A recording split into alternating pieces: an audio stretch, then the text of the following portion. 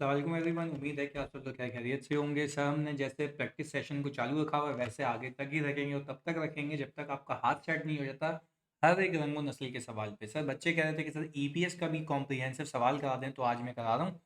मैंने ऑल दो IAS 8 के साथ भी ईपीएस करा दिया है, बट मैं अब आज की क्लास में कुछ ऐसा करवा रहा हूँ जिसमें करेक्शन ऑफ एरर है, यानी जो करेक्शन ऑफ एरर का टॉपिक है उसकी कुछ एडजस्टमेंट्स हैं और ऑल टुगेदर ईपीएस का एक कॉम्प्रिहेंसिव सवाल है। तो सर करेक्शन ऑफ एरर को उसके साथ कैसे हैंडल करना है भाई? करेक्शन ऑफ एरर को आपको इसके साथ इस तरीके से हैंडल करना है कि देयर इज अ प्रोबेबिलिटी कि आपका प्रॉफिट गलत हो, और वो गलत इसलिए हो क्योंकि कुछ एडजस्टमेंट्स होंगी, कुछ एरर्स होंगे जिसको आपको करेक्ट करके पहले करेक्ट प्रॉफिट निकालना होगा और फिर उसकी बेस के ऊपर आपने निकालनी होगी ईपीएस। ये बात क्लियर है? तो सर सवाल मैं रीड करता हूँ। सबसे पहले रिक्वायरमेंट वो क्या ये रहा है कि कंप्यूट करें basic and diluted EPS to be disclose in PL's financial statements for the year ended 30 June 2021 and 22। यानी सर 2 सालों की आपने ईपीएस निकालनी है और कंपैरेटिव भी बताना है। और आपको ये याद होगा कि कंपैरेटिव बताना है तो मतलब पिछले साल की जो ईपीएस निकलेगी, तो देर इज द प्रोबेबिलिटी कि भाई आप अगले साल जाके पिछले साल की ईपीएस को रीस्टेट करें just because of the bonus और राइट इशू या शेयर कंसोलिडेशन या शेयर स्प्लिट। यही चार वजूहत है ना जिसकी वजह से आप करते हैं। अच्छा जी, फिर आप अगर सवाल देखें तो वो कहता ही है कि कंपनी इनकॉर्पोरेट हुई है 1 जुलाई 2022 को। अच्छा, 1 जुलाई 2022 का बच्चों मतलब समझो 2020, सॉरी 1 जुलाई 2020 का मतलब ये है कि पहला साल इसका खत्म होगा 30 जून 2021 को। ये रहा 30 जून 2021 को, मतलब सर मेरा जो ओपनिंग शेयर कैपिटल है would be zero. Opening share capital zero होने का मतलब यह है कि भाई ये कंपनी इनकॉर्पोरेट हुई तो जो भी होगा वो फर्दर इशू से ही शुरू होगा। क्लियर है? अच्छा भाई, और एक सवाल आया था पास्ट पेपर में जिसमें बहुत सारे बच्चे कंफ्यूज हुए थे, उसमें ऑथराइज कैपिटल दिया था। Here we are not concerned about authorise capital, we are concerned about issued and paid up capital. जितना इशू हुआ है ऑथराइज कैपिटल का मतलब ये होता है कि भाई आपका कितनी इस्तात है कि कितना कैपिटल आप और इशू करके लोगों से पैसे ले सकते हैं। आप यहाँ पे अर्निंग पर शेयर निकालते हैं उन शेयर होल्डर्स के लिए जिनको शेयर आप इशू कर चुके हैं। बात क्लियर है? आगे देखिएगा। तो कहता है following information have been extracted from the draft FS for the year ended 30 June 2022। 2 सालों का डेटा दिया हुआ है और देखिए सर रीवैल्यूएशन सरप्लस भी दिया हुआ है। मैंने आपको IAS 16 में बखूबी सिखाया है कि फॉर द ईयर की जो रीवैल्यूएशन होती है अगर पॉजिटिव है तो वो ओसीआई में जाती है। ओसीआई आता है प्रॉफिट आफ्टर टैक्स के बाद, और वो other comprehensive income retain earning में जाने के बजाय सीधा सीधा रिजर्व में जाती है क्योंकि वो अनडिस्ट्रीब्यूटेबल होती है। तो आपके लिए जो रेलेवेंट फिगर है वो टोटल कॉम्प्रिहेंसिव इनकम नहीं है बल्कि ओनली इनकम है, that is your profit after tax, जिसको मैं कहता हूँ नेट प्रॉफिट। क्लियर है? ये रिकॉल कराने के लिए मैंने लिख दिया यहाँ पे, आगे सुनिएगा।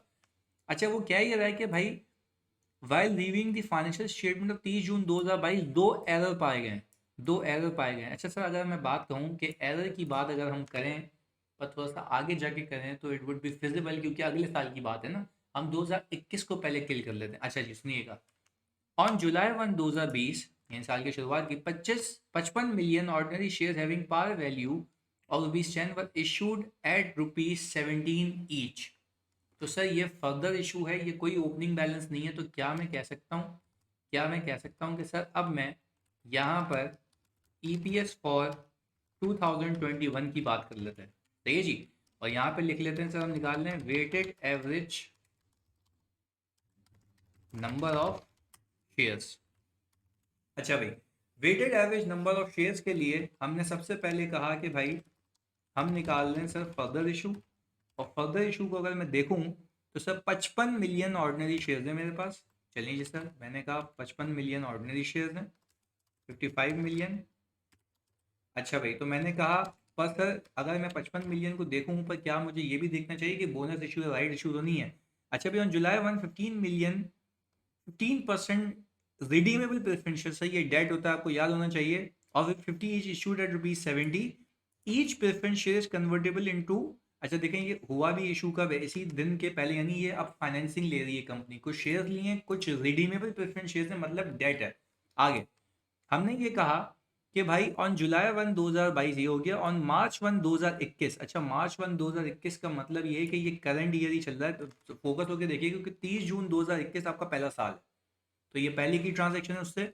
Having par value issued at prevailing market price है, ये फर्दर इशू है, ये भी फर्दर इशू है। सही है जी। और अक्टूबर 2021 मतलब अगला साल। यानी सर मैंने सिर्फ ये इंश्योर किया, सवाल में आप लोग भी ऐसे इंश्योर लाजमी कीजिएगा बच्चों, कि क्या कोई बोनस और राइट इशू तो नहीं। तो सर मैं कह सकता हूँ कि 2021 के अंदर, ईयर एंडेड 2021 के अंदर कोई राइट इशू बोनस नहीं है। तो मुझे कोई फैक्टर निकालने की भी नीड नहीं है। तो sir here we are only concern about कि बेसिक ईपीएस फिलहाल। तो हमने कहा कि भाई 12/12। तो मैंने सेफ साइड पे एक बार वर्किंग चेक कर ली थी, तो मैंने कहा सर ये आ गया 55 मिलियन ऑर्डिनरी शेयर्स। सही है जी। हमने कहा सर इसके बाद, ये हमने कहा था जुलाई 1, 2020 की बात हो रही है। अच्छा भाई, अब हम आगे लेके चलते हैं। सर इसको क्या लेना चाहिए? नहीं सर, ये डेट रिडीमेबल प्रेफरेंस शेयर्स हैं, याद रखिएगा। इसके बाद on March 1, 2021 further 30 million shares have been issued at a par value of 10 each were issued at a prevailing market price। तो सर ये भी मार्केट प्राइस पे इशू है, this is not a right issue. तो sir हमने इसको simple March 1, 2021 से ले लिया। तो मैं यहाँ पे March 1, 2021 हमारा एक्चुअली वो करंट ईयर चल रहा है। और मैंने कहा सर फिर फर्दर इशू है। और मैंने कहा सर ये कितने का इशू है? सर 30 मिलियन ऑर्डिनरी शेयर्स हैं। और 30 मिलियन ऑर्डिनरी शेयर्स को मैंने कहा मार्च अप्रैल मई जून, सर 4 महीने आ गए हमारे पास। तो हमने कहा सर 30 मिलियन इंटू 4/12, ये आ गया 10। अच्छा, कुछ बच्चे अलग अप्रोच से भी करते हैं। तो वो क्या करते हैं कि भाई पहले 55 मिलियन को कुछ महीने आगे लेके आएंगे। उनकी अप्रोच बता देता हूँ just for the sake of understanding. सही है जी। वो क्या करेंगे भाई, सबसे पहले जुलाई, अगस्त, सितंबर, अक्टूबर, नवंबर, दिसंबर, जनवरी, फरवरी, 8 मंथ लेके आएंगे। और फिर 8 मंथ के आगे इसमें प्लस करेंगे और फिर बकाया 4 महीने लेके जाएंगे। हम क्या करते हैं, पुराने वाले पूरे, नए वाले जितने आए तब से तब तक। बात एक ही है, दोनों में आंसर क्या आएगा? सेम आएगा, 1 रुपए का भी चेंज नहीं आएगा। फिर रिपीट कर रहा हूँ, ये तरीका भी एक्सेप्टेबल है, ये भी हम शॉर्टकट अप्रोच पे जाते हैं। हम कहते हैं लंबी करनी ही नहीं है, 55 मिलियन पूरे साल, 30 मिलियन 4 महीने, दैट्स इट। चलिए जी, हमने कहा सर ये मेरे पास आ गए, ये मेरे पास आ गए सर कुल मिला के weighted average number of shares. हमने कहा सर यहाँ पे लिख लेते हैं weighted average number of shares. सही है जी। अच्छा भाई, अब मैंने कहा सर प्रॉफिट आफ्टर टैक्स ले आए। सर प्रॉफिट आफ्टर टैक्स सवाल में गिवन है सर 240 मिलियन का। अच्छा भाई, अगर 240 मिलियन का मेरे पास प्रॉफिट आफ्टर टैक्स गिवन है, तो सर क्या मैं अपने आप से सवाल पूछूं, क्या मेरे पास कोई इररिडीमेबल प्रेफरेंस शेयर है? इररिडीमेबल की बात कर रहा हूं, नॉट टॉकिंग अबाउट रिडीमेबल, याद रखिएगा। तो मैं सवाल में क्या, मैंने कहा सर 2021 में तो कोई कहानी नहीं है, 2021 में तो कहानी नहीं है। तो ये क्या था, 15%, इस पे भी तो सूद देंगे भाई। वो इंटरेस्ट है, वो ऑलरेडी प्रॉफिट आफ्टर टैक्स में से माइनस हो चुका होगा। तो क्या मैं कह सकता हूँ यहाँ पर profit after tax equals to profit attributable to ordinary share holders. Profit attributable to ordinary share holders मेरा इक्वल है। तो सर अगर मैं बेसिक ईपीएस निकालूं, तो बेसिक ईपीएस के लिए ये आ गया प्रॉफिट। और सर बेसिक ईपीएस के लिए ये आ गए weighted average number of shares. मेरी सर बेसिक ईपीएस आ गई ये 3.692। Sir this is my basic EPS. But sir if I work for diluted EPS, तो आप यहाँ पे वर्किंग करेंगे डाइल्यूटेड ईपीएस की। सही है जी। आप यहाँ पे लिखेंगे बेसिक अर्निंग। सही है जी, ये आ गई बेसिक अर्निंग सर। सही है जी। यदि अर्निंग्स भी नहीं लिखें, आप सिर्फ ये लिखें अर्निंग्स। और सर अर्निंग्स के बाद आप लिखते हैं यहाँ पे शेयर्स। ये आपके आ गए सर शेयर्स। और सर इसके बाद आपकी आ गई ईपीएस। अच्छा जी, हमने कहा सर यहाँ पे हम सबसे पहले लिखते हैं बेसिक की चीज़ें। सर बेसिक की अर्निंग, बेसिक के शेयर्स, और बेसिक की ईपीएस। अच्छा भाई, फिर मैंने कहा कि सर यहाँ पे रिडीमेबल प्रेफरेंस शेयर्स।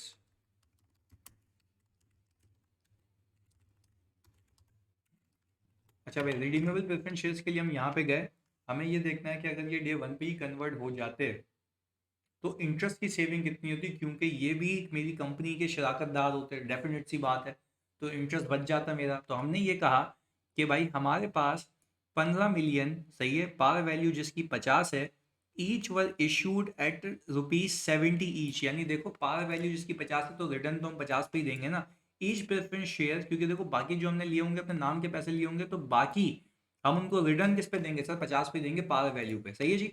तो हमने कहा सर 15 मिलियन इंटू 50 हमने कर लिया तो हमारे पास वैल्यू आ जाएगी, सही है जी। हमने कहा सर 15 मिलियन इंटू 50, ये फेस वैल्यू आ गई, सही है जी, पार वैल्यू आ गई। और मैंने कहा इस पर रिटर्न कितना है सर, 15% का। सर चेक कर लेते हैं एक बार, 15 मिलियन आपके पास 15% पे इसका रिटर्न है, सही है। 50 रुपये इसकी पार वैल्यू, हमने 70 रुपये इशू किए, बाकी हमारे नाम के पैसे हैं, हम रिटर्न किस पे, देखो लॉजिकल बात है ना कि भाई एक हम प्रेफरेंस शेयर इशू कर रहे हैं रिडीमेबल नेचर का, बकाया पैसे अपने नाम के ले रहे हैं, उस पर रिटर्न नहीं दूंगा मैं उसको। रिटर्न सिर्फ किस पे दूंगा, 50 पे दूंगा, तो मेरा इंटरेस्ट जो लगा होगा वो 50 पे लगा होगा, क्योंकि बाकी 20 रुपये पर शेयर जो रिडीमेबल प्रेफरेंस शेयर है वो मैंने अपने नाम के पैसे लिए होंगे, वो मैं कभी वापस नहीं करूंगा। तो सर हमने ये कहा कि भाई यहाँ पे 15 × 50 × 15% हमारे पास आ गया सर 112। तो क्या मैं कह सकता हूँ ये इंटरेस्ट पूरे साल का इंटरेस्ट है, और क्योंकि सर जुलाई 1 यहाँ पे फिर डेट देख लेते हैं, जुलाई 1 को इशू हुआ है तो पूरे साल का इंटरेस्ट लगा होगा, तो हमने एड बैक भी पूरे साल का किया। कोई टैक्सेशन नहीं दी हुई तो नो टैक्स इम्पैक्ट हमने ले लिया। हमने कहा सर अगर हम ये कहें ये 15 मिलियन जो शेयर्स हैं, ये एक एक शेयर कितने ऑर्डिनरी शेयर में कन्वर्ट होगा सर, इनटू 4, ऐसा ही है, इनटू 4। तो मैंने कहा कि सर अगर मैं इसको इसमें ऐड करूं अर्निंग्स के अंदर और इसको इसमें ऐड करूं, तो मैंने कहा कि भाई बात समझिएगा कि अगर ये प्रेफरेंस शेयर डे 1 पे ही कन्वर्ट हो जाते, डे 1 पे ही कन्वर्ट हो जाते, तो इतनी मेरी अर्निंग की सेविंग होती, इतने मेरे शेयर्स की सेविंग हो जाती, मतलब शेयर्स और बढ़ जाते। तो मैं अगर देखूं तो मेरी ईपीएस क्या आती है सर, 2.82 आती है। तो सर इसको मैं कहता हूं ये है मेरी डाइल्यूटेड ईपीएस। सर ये तो कुल मिला के कहानी होगी कौन से साल की सर, 2021 की। अच्छा जी सर, अब हम इसको लेके चलते हैं ईपीएस और 2022। आपको ये याद होना चाहिए कि आपके पास ओपनिंग शेयर्स कितने हैं सर, ओपनिंग शेयर्स आपके पास होंगे, प्लीज खुदाया यहाँ पे प्लीज फोकस के साथ देखिएगा, एक्चुअल नंबर ऑफ शेयर्स हैं आपके पास 55 + 30। तो क्या मैं कह सकता हूँ सर 55 + 30 मेरे पास कुल मिला के 85 मिलियन ऑर्डिनरी शेयर्स हैं ओपनिंग, सही है जी। और बिफोर आई मूव फर्दर मुझे इस साल देखना है कि क्या क्या हुआ है, कोई बोनस तो नहीं है, कोई राइट तो नहीं है, तो मुझे राइट एडजस्टमेंट फैक्टर वगैरह सब निकालने होंगे, तभी मैं अगले साल पे जा सकता हूँ। पर सर पंगा एक और है, आपका प्रॉफिट भी गलत है, एडजस्टमेंट भी करनी पड़ेगी, तो प्लीज़ इधर फोकस होकर देखिएगा। मैंने कहा सर ऑन अक्टूबर 1 2021, सही है जी, ये अगले साल की बात है, नहीं हमारा करंट ईयर है, अब जो 2022 है, 40% right share issued at a premium of 15, यानी सर 25 रुपये पे इशू किया हमने, सही है, 15 रुपये प्रीमियम है। और वो कह रहा है कि भाई market price before right issue कितनी है, 35 है। तो सर अब हम करते ये हैं कि पहले तो एक हम निकाल लेते हैं सर राइट एडजस्टमेंट फैक्टर। चलें जी, हमने कहा कि सर यहाँ पर राइट एडजस्टमेंट फैक्टर निकालने के लिए सबसे पहले you need x right price. अच्छा, एक्स राइट प्राइस में हम करते हैं ये कि एक शेयर मार्केट में राइट इशू से पहले कितने का है सर, एक शेयर राइट इशू से पहले मार्केट में चल रहा है 35 का। तो सर हमने इसको इससे मल्टीप्लाई किया, let me check it again sir, 35 का चल रहा है बिल्कुल। और मैंने कहा कि सर जो राइट इशू है, सही है जी, राइट इशू है वो 40% का है। तो हमने कहा कि भाई जिसके पास एक होगा उसको 0.4 और मिल जाएंगे, ऐसा ही है सर, ये देख लेंगे 40% है बिल्कुल, अक्टूबर में इशू हुआ है। अच्छा जी, हमने कहा कि सर जब ये आ गया हमारे पास 1.4 है, और हमने कहा सर एक्सरसाइज प्राइस कितनी है सर, 25 है, क्यों सर, क्योंकि प्रीमियम पे इशू हुआ है, 15 के प्रीमियम पे इशू हुआ है। हमने कहा सर ये आ गया हमारे पास, इसको सही कर लेते हैं।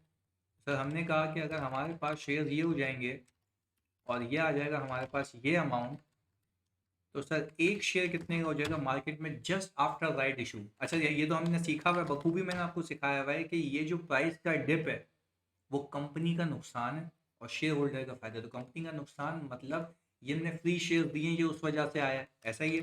तो हमने क्या किया, इसको इससे डिवाइड किया, तो हमारे पास ये आ गई एक्स राइट प्राइस। और सर हम यहाँ पे निकाल लेते हैं राइट एडजस्टमेंट फैक्टर, और वो कैसे निकलता है, market price divided by x right price, ऐसे ही निकालते हैं भाई। अच्छा सर, हमने कहा market price divided by x right price, ये आ गया हमारे पास। तो सर अब हम इसको रख लेते हैं यहाँ पर। तो सर मार्केट प्राइस कितनी थी, 35। सर 35 से किस पे आ गया, 32 पे। तो क्या हम ये कह सकते हैं, क्या हम ये कह सकते हैं कि सर हमारे पास टोटल राइट एडजस्टमेंट फैक्टर आ गया ये। और हमने कहा कि सर ये टेक्निकली ये बोनस फैक्टर है, ये 1.089, जो इसके अंदर 0.089 है, दिस इज द बोनस जो हमने फ्री में शेयर्स दिए हैं, ऐसा ही है। अच्छा भाई, ये कंपनी का नुकसान है, पर ये एग्जिस्टिंग शेयर होल्डर्स को दिए हैं, तो ये तमाम एग्जिस्टिंग शेयर होल्डर पे लग जाएगा, इसके अंदर बोनस खुद ही इंक्लूड हो जाएगा। ये मैंने बहुत डिटेल में क्लासेस में करवाया है, पर जो बच्चे किसी अलग पैटर्न से कर रहे हैं वो उसको अपने हिसाब से ही सॉल्व कर रहे हैं। सही है जी, अगेन रिपीट कर रहा हूँ, हमने एक शॉर्टकट अप्रोच रखी हुई है।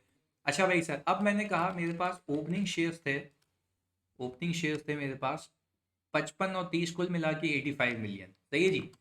अब मैंने कहा 85 मिलियन पे सर ये 1.089 लगेगा, या तो आप ये एग्जैक्ट टर्म्स में रखिएगा, 35 डिवाइडेड बाय 32.14 इंटू 12/12। सही है जी। अच्छा सर, एरर मैं सही कर लूँगा तो प्रॉफिट की कहानी है ना, इसमें तो और कोई मसला नहीं है। तो हमने कहा सर 85 मिलियन इंटू दिस, हमारे पास ये सीधी सीधी कहानी आ गई, ये इंक्लूसिव ऑफ बोनस, यानी राइट का बोनस इसके अंदर आ गया। तो मैंने कहा सर अगर मैं राइट इशू की बात करूं, और राइट इशू हुआ है अक्टूबर 1 2021 को, तो वो मेरे करंट ईयर में फॉल कर रहा है, ऐसा ही है। तो सर राइट मिलता है आज के पहले तमाम शेयर होल्डर्स को, तो आज के पहले कितने, 85 मिलियन पे 40% का राइट मिलेगा, या अगर राइट शेयर्स, मैंने कहा राइट का बोनस ऊपर आ चुका है, तो मुझे राइट के पैसों वाले शेयर निकालने हैं, तो मैंने यहाँ पे मल्टीप्लाई किया exercise price divided by x side price 32.14 ही है, ओके। तो मैंने कहा भाई इतने, अगर देखो एक एक शेयर 25 का अगर मार्केट में बेचने जाऊंगा तो 32.14 का मिलेगा, तो इतने पैसे आते, तो ये एक्चुअलाइज शेयर्स हो गए मेरे पैसों वाले। तो मैंने कहा सर इसके बाद कोई बोनस वगैरह तो नहीं है। सर बिल्कुल भी नहीं है, कन्वर्टेबल इंस्ट्रूमेंट इशू हुआ है, तो आप फोकस होकर देखिएगा इधर। मैंने कहा कि सर अब मैं ज़रा ये करूँगा कि भाई यहाँ पर, क्योंकि ये अक्टूबर में इशू हुआ, तो अक्टूबर नवंबर दिसंबर और 6 महीने कुल मिला के 9 मंथ्स। सही है जी। तो हमने कहा सर ये कुल मिला के 9 मंथ्स की कहानी हो गई राइड की। तो मैं यहाँ पर सर 85 मिलियन का 40% into 25 divided by Exide price into 9/12। Sir मेरे पास आ गई ये राइट इशू के अंदर फर्दर इशू वाले शेयर्स। तो मैंने कहा सर मेरे पास कुल मिला के 112.112.39 weighted average number of shares हो गए, weighted average number of shares. सही जी, सही आ गया मेरे पास weighted average number of shares, कौन से सर, 2022 के। आए जी सर, अब बात कर लेते हैं प्रॉफिट की, profit working and error adjustment. चलें जी, यानी प्रॉफिट वर्किंग और एरर एडजस्टमेंट में हमने कहा सर गिवन प्रॉफिट कितना है।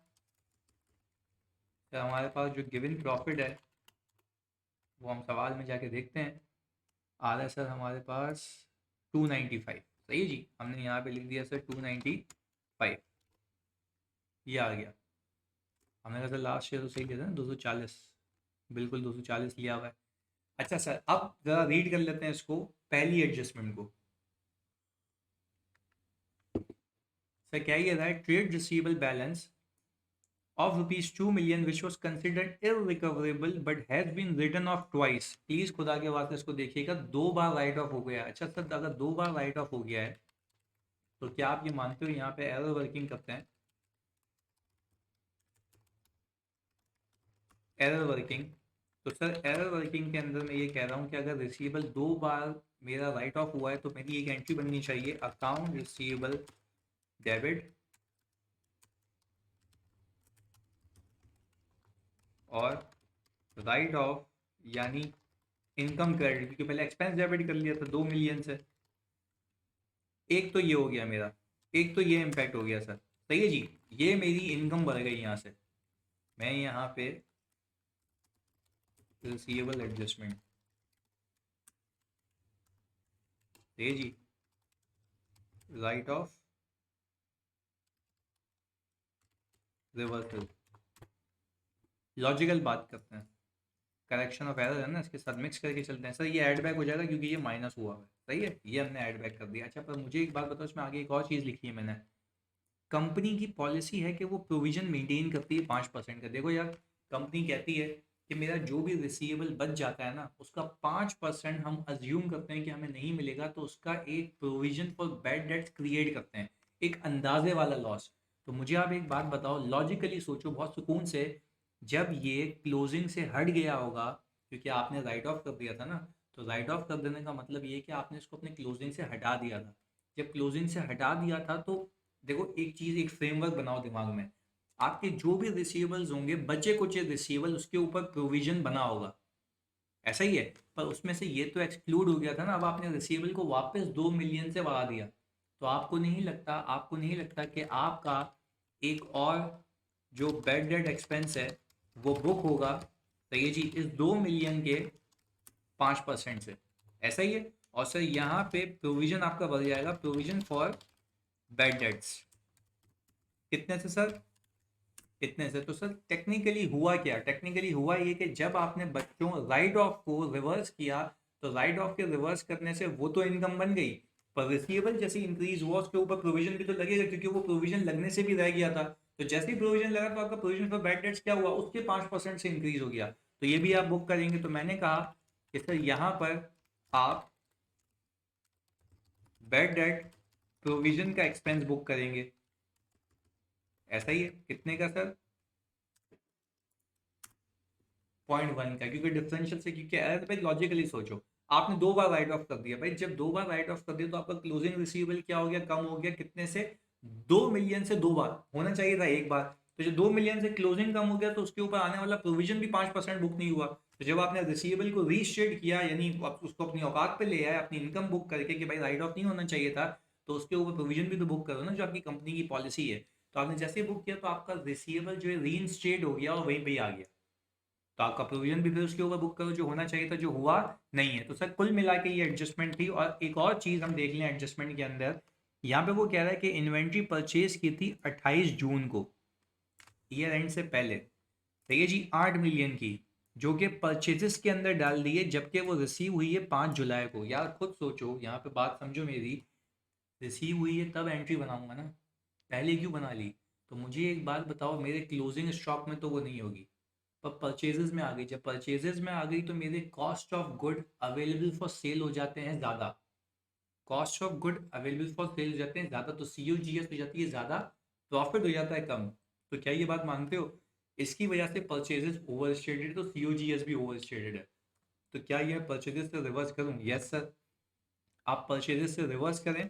और सर जब आप इसको, प्लीज़ सुनिएगा खुदा के वास्ते, प्लीज़ सुनिएगा खुदा के वास्ते, देखो ये आपने इसको परचेजेस में डाल दिया, तो जब आपने इसको परचेजेस में डाल दिया तो खुदा के वास्ते ये भी तो देखो ना कि भाई आपने जैसे ही इसको परचेजेस में इंक्लूड किया, देखो यहाँ पे लिखा हुआ भी है, inventory purchase on 28 June 2022 for rupees 8 million included in the purchases. However, inventory is received on 5th of July 2022, यानी अगले साल रिसीव हुई है। तो सर आपने एक एंट्री बनाई होगी, आपने एक एंट्री बनाई होगी कि भाई purchases debit accounts payable credit. मैं क्यों बता रहा हूँ, ताकि आपको करेक्शन ऑफ एरर भी रिवाइज कर रहा हूँ। परचेजेस डेबिट अकाउंट्स पेबल को क्रेडिट किया होगा। सर परचेजेस डेबिट करने से हुआ ही होगा बच्चों, तो वो क्लोजिंग इन्वेंट्री में तो नहीं आ रही ना, क्लोजिंग इन्वेंट्री में तो नहीं आ रही वो, क्योंकि वो तो काउंटेड होती है। तो परचेजेस से हुआ क्या, सीओजीएस हो गई ज़्यादा। तो क्या मैं कह सकता हूँ कि अब मैं इसकी करेक्टिंग एंट्री ये बनाऊंगा, ट्रेड पेबल डेबिट और सीओजीएस स्लैश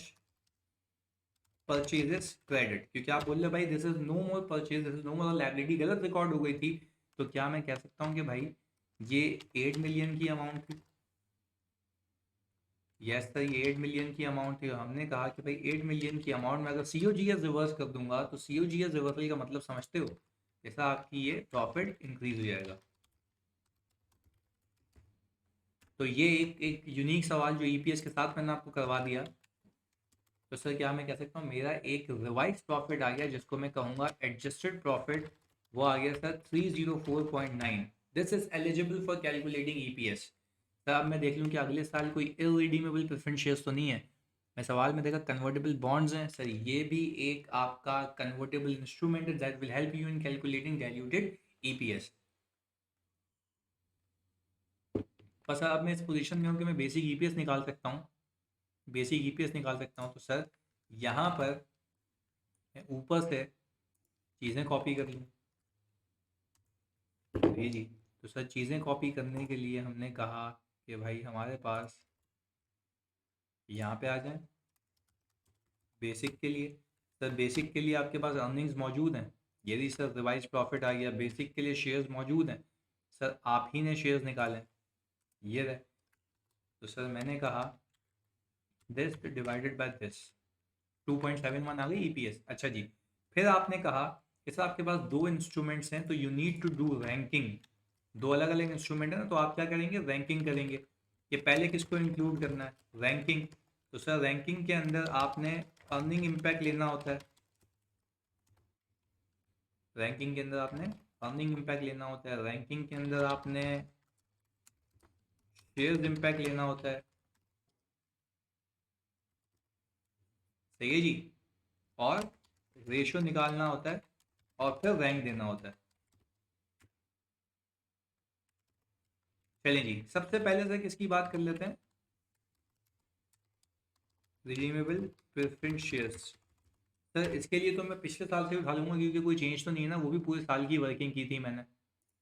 तो सर ये मेरे लिए आसान हो गया इसका इम्पैक्ट निकालना। ये रेशो आ गया इतना, ये सिर्फ इसका रेशो है हाँ। और मैंने कहा सर आए जी कन्वर्टेबल की बात करते हैं, कन्वर्टेबल बॉन्ड है 3 मिलियन है, पावर वैल्यू 100 की है, सही है जी। The bond carry interest at the rate of 10% per annum, 10% per annum payable on 31 October each year, सही जी। Each bond is convertible into 7 ordinary shares after 3 years. अच्छा जी, अगर मैं ये देखूं नवंबर 1 पे ये इशू हुआ है तो भाई नवंबर प्लीज सुनिएगा, नवंबर दिसंबर 2 महीने हो गए और 6 महीने, कुल मिला के कितने हो गए सर 8 मंथ्स। नवंबर दिसंबर जनवरी फरवरी मार्च अप्रैल मई जून, यानी 30 जून 2022 तक कुल मिला के 8 मंथ्स हुए होंगे। तो 8 मंथ्स का इंटरेस्ट होगा इस पर 3 × 100 × 10%, ऐसा ही है। तो हमने कहा सर यहाँ पर कन्वर्टेबल बॉन्ड्स में 3 × 100 × 10%, ये आ गया जी। ये से अगर ये इंटरेस्ट बुक हुआ हुआ है जो कि मेरे प्रॉफिट के अंदर है पर ये सेव हो जाता, सही है जी। पर हम देखेंगे कितने में कन्वर्टेबल है, कर इनटू 7 ऑर्डिनरी शेयर्स। चलें जी, हमने कहा कि भाई 7 ऑर्डिनरी शेयर्स में कन्वर्टेबल है और ये कितने हैं 3 मिलियन कन्वर्टेबल बॉन्ड्स हैं, ऐसा ही है भाई, ये आ गया। तो हमने कहा कि सर इसका रेशो कितना आ रहा है 1.49, तो सर ये हो गया रैंक 1 और ये रैंक हो गया 2, क्योंकि सर जिसका आंसर सबसे छोटा है वो सबसे ज़्यादा डाइल्यूटिव इम्पैक्ट रखता है, ऐसा ही है। तो ये छोटा है और ये बड़ा आंसर है इसका। तो हमने कहा कि सर सबसे पहले अगर मैं यहाँ पर कन्वर्टेबल बॉन्ड डालूँ और सर कन्वर्टेबल बॉन्ड के साथ मैंने कहा ये आ गया, ये आ गया, अच्छा जी। और हमने सर यहाँ पे इसको ऐड किया, हमने कहा सर इसके बाद इम्पैक्ट देखते हैं, इसके बाद इम्पैक्ट देखते हैं। चलें जी, हमने कहा सर मेरे पास ये अमाउंट आ गई, कितनी आ गई सर 2.51। सर क्या ये डाइल्यूटेड है, यस सर इससे नीचे है, ये आ गई डाइल्यूटेड ईपीएस, ये आ गई सर कौन सी ईपीएस डाइल्यूटेड ईपीएस। अच्छा जी, फिर हमने ये कहा प्लीज़ खुदा के वास्ते फोकस होकर सुनिएगा, फिर हमने कहा कि सर हमारे पास अब आ गए रिडीमेबल प्रेफरेंस शेयर्स। अच्छा रिडीमेबल प्रेफरेंस शेयर्स का हमने कहा ये इम्पैक्ट है, ये इम्पैक्ट है। अच्छा ये मैं फिर देख लेता हूँ, मैंने एक गलती कर दी यहाँ पर, ये आएगा 10 महीने, ये मिस्टेक होते होते रह गई, और ये भी सर आ जाएगा 10 महीने, ये भी मिस्टेक होते होते रह गई। तो सर ऑल दो दोनों 10 10 महीने हो गए, पर ये कैसे खैर सर इम्पैक्ट ये आना चाहिए, सही है जी 10 10 महीने का इम्पैक्ट है, क्योंकि सर खुद देखें नवंबर से बात हो रही है ना, तो हमने उसको अप्रोप्रिएट कर दिया। अच्छा भाई ये पूरा साल है, पिछले साल भी इस साल भी, तो हमने कहा सर इसमें तो कोई पंगे वाली बात नहीं है, इसको हमने ऐड बैक किया, इसको भी हमने ऐड बैक किया, ये अमाउंट आ गई, सही है। और हमने ये कहा कि सर हमारे पास प्लीज़ फोकस होकर सुनिएगा, हमारे पास कुल मिला के ये ईपीएस आ गया सर, ये भी डाइल्यूटेड है सर। हमारे पास फाइनेंशियल्स में रिपोर्ट होगी ये वाली 2.33। 2.33 याद रखिएगा, ये बड़ा बेहतरीन सवाल है आपकी प्रैक्टिस के लिए, आपके रिवीजन के लिए। ये आ गया 2.33। तो सर ये होगी डाइल्यूटेड ईपीएस। सर पर मसला ये है कि आप ईपीएस को जब प्रेजेंट करेंगे, प्लीज सुनिएगा, जब ईपीएस को प्रेजेंट करेंगे तो ईपीएस आपकी, सही है जी, ईपीएस आपकी 2022 की, सही है जी, बेसिक और डाइल्यूटेड आपने निकाल ली, सही है जी। प्लीज सुनिएगा सर, बेसिक ईपीएस आपने निकाल ली है, डाइल्यूटेड ईपीएस आपने निकाल ली है, सही है जी। बट आई बिलीव कि आपकी लास्ट ईयर की ईपीएस जो है वो रीस्टेट होगी। लास्ट ईयर की ईपीएस क्या होगी, रीस्टेट होगी। किसकी वजह से सर, आपके जो बोनस एलिमेंट है आपके राइट इशू के अंदर, उसकी वजह से। तो मैंने पता है क्या किया, मैं यहाँ पे आपको एक चीज़ सिखा देता हूँ, प्लीज़ देखिएगा। एक शॉर्टकट है ना हमारा। मुझे तो ये बात पता है ना कि मैंने इस बोनस को लास्ट ईयर के शेयर्स में इनकॉर्पोरेट करना। तो लास्ट ईयर के शेयर्स में इनकॉर्पोरेट करूंगा तो नंबर ऑफ शेयर्स क्या होंगे, इंक्रीज हो जाएंगे। तो बच्चों जब नंबर ऑफ शेयर्स इंक्रीज हो जाएंगे तो ईपीएस उसी से क्या हो जाएगी, कम हो जाएगी। तो मैं ये करूँ कि अगर लास्ट ईयर की ईपीएस को इस साल के जो बोनस फैक्टर है उसके इनवर्स से मल्टीप्लाई करूँ तो डिनोमिनेटर बढ़ जाएगा, उतने से ईपीएस क्या हो जाएगी, कम हो जाएगी। तो सर क्या मैं ये कह सकता हूँ कि यहाँ पर मेरे पास लास्ट ईयर की बेसिक ईपीएस है 3.692। ये रही, मैंने कहा था 3.692, ऐसा ही ये आ गया 3.692। तो मैंने कहा सर इसको मैं 1/, मेरे पास राइट एडजस्टमेंट फैक्टर कितना था सर, 1.089। तो ये आ गया 1.089।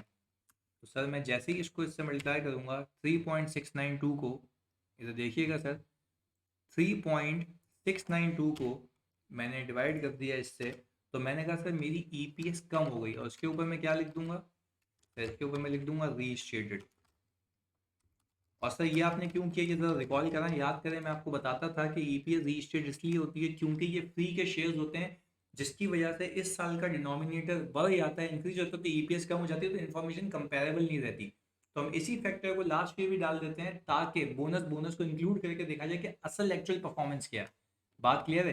तो सर ये तो हो गई मेरी रीस्टेटमेंट। देखिएगा पहले 3.692 थी, अब 3.39 रिप्रेजेंट होती है, just because of the bonus element in right issue. I hope this is clear. और सर एक और चीज़ हमने यहाँ पे वर्किंग वन कर लेनी है इसके लिए, सही है जी, वर्किंग वन कर लेनी है। अच्छा ये तो बात मानते हो ना कि लास्ट ईयर के वेटेड एवरेज